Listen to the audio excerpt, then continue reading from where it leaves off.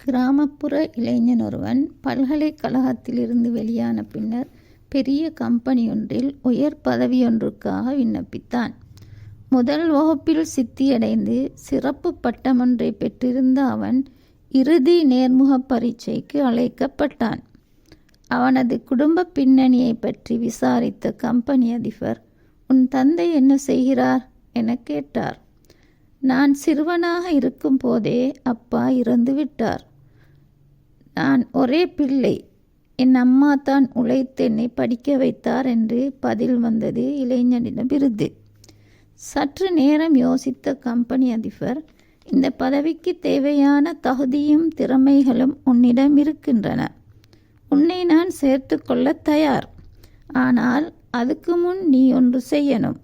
நாளை உன் தாயின் கைகளை நன்றாக சுத்தம் செய்துவிட்டு நாளை மறுநாள் என்னை வந்து சந்திக்க வேண்டும்" என்று சொல்றார்.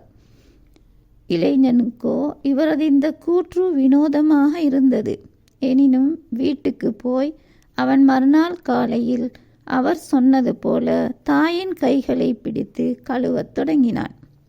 சவர்க்கார நீரின் காரத்தன்மையாலும் கடும் உழைப்பினாலும் புண்ணாகி தழும்பேறி போயிருந்த அவளது கைகளை அன்று தான் அவன் முதலாக பார்த்தான். அவளது உள்ளங்கைகளில் தோல் வெடிப்புற்று இரத்தம் கசிந்து கொண்டிருப்பதை கண்டபோது அவனுக்கு அழுகையே வந்துவிட்டது.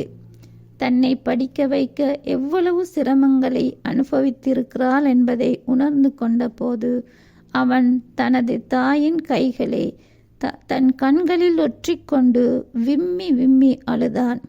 தனது மகனின் பரிதாப நிலையை கண்டு உருகிப்போன தாயோ அவனை கட்டித் தழுவி சமாதானப்படுத்தினாள். அன்று அவன் தனது தாயை துணி துவைக்கும் வேலைக்கு செல்லவிடவில்லை. சேகரித்திருந்த அத்தனை அழுக்கு துணிகளையும் தானே ஆற்றங்கரைக்கு எடுத்துச் சென்று சலவை செய்து காயப்போட்டான். அவன் அன்று நன்றாக களைத்து போனான்.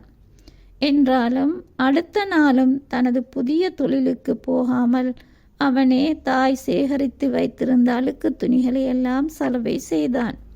இவ்வாறு அவன் தனது தாய்க்கு 6 நாட்கள் ஓய்வு கொடுத்துவிட்டு தானே அவளது வேலைகளை செய்து முடித்தான்.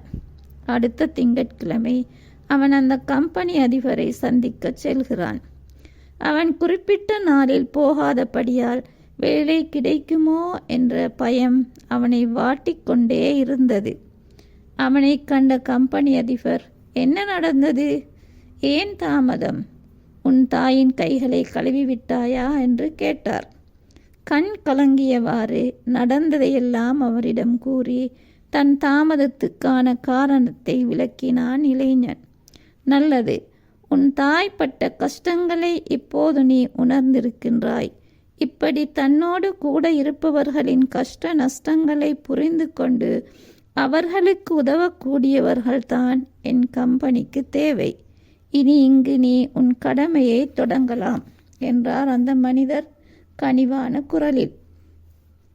இது அரும்பு இதழில் வெளிவந்த சிந்தனைக்கு ஒரு சின்ன கதையாக இருந்தாலும் எமது வாழ்க்கையிலும் பல பாடங்களை கற்றுத் தருகின்றது.